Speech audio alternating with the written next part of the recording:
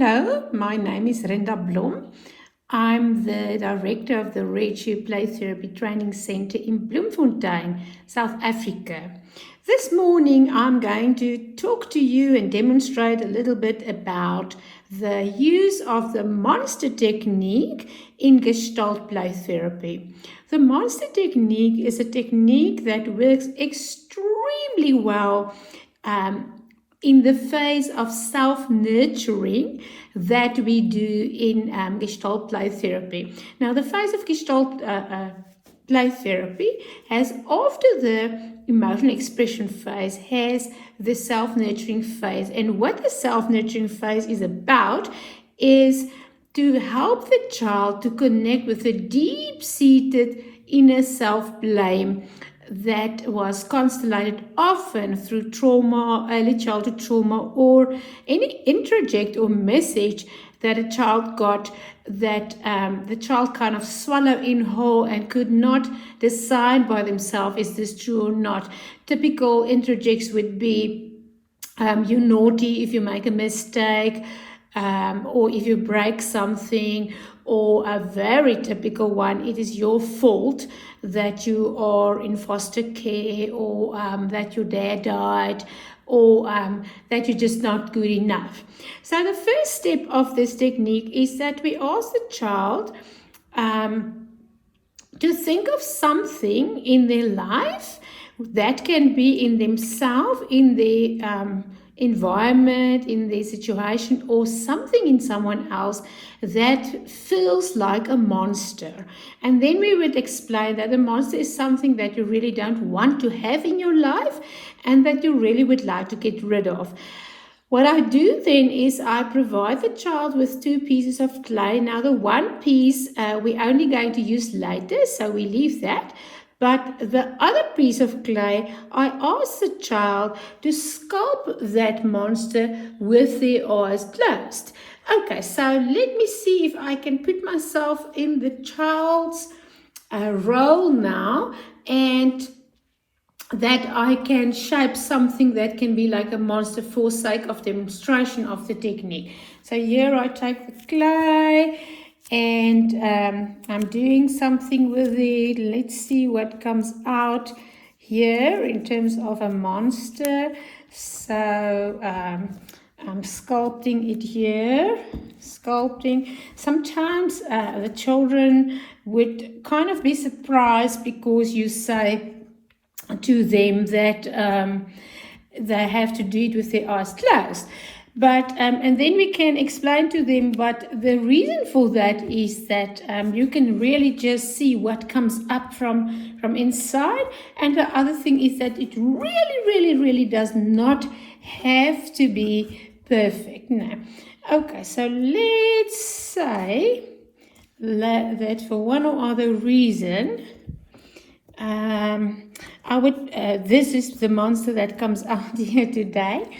I would also say to the child that when he or she is done, you can just put the monster down, open his eyes, and then we're going to talk about it. All right, so let's say this is the monster that came out. All right, so now I'm going to demonstrate to you the steps that I will use. So the first thing that I would ask the child is, what do you think of this monster? Okay, so let's say maybe the child say, I hate this monster. Then next thing I would say to the child, is there someone else that knows about this monster in your life? And the child might now say yes or no. Okay, so let's say the child say yes. Okay, then I ask to the child, do you still want to have this monster in your life? And hopefully, or most probably, the child would say no, definitely not. I would ask, is there someone else that knows about this monster in your life? And the child might say yes or no. Let's presume in this case the child say yes. Okay, who knows about this monster in your life? Maybe the child say, my mother knows about this monster. And take note that we did not ask in the beginning what it is or give it a name or something like that. So we really just work in the projective level. All right, now at this stage, I would ask the child to give the monster a name. And let's say the child says this monster's name is Anchor. Okay, so I would say to the child, I want you now to put Anchor in the empty chair.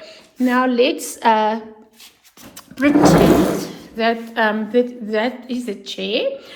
I would now go and stand behind the child so that the child look towards the monster in the empty chair and can talk to this monster. So I would ask the child, what would you like to say to Anchor?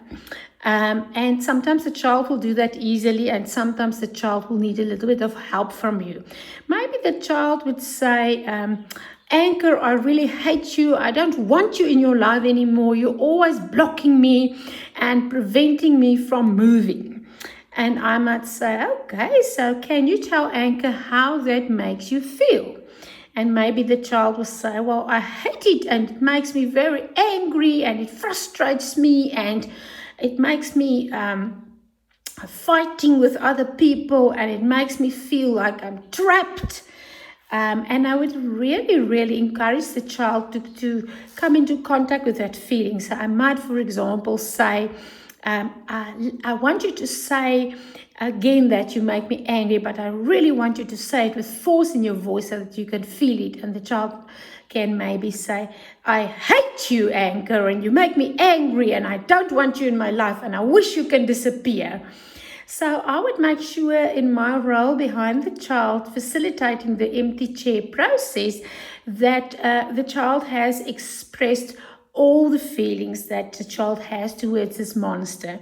So when I feel that, I would also ask the child, is there anything more that you would like to say to this monster? And the child, when the child come to a place to say, no, there's nothing more, I would take the monster now out of the empty chair and I would go back into the empty chair and I would say to the child, okay, so I'm now back in the empty chair. And I would ask the child, so what would you like to do with this monster? And now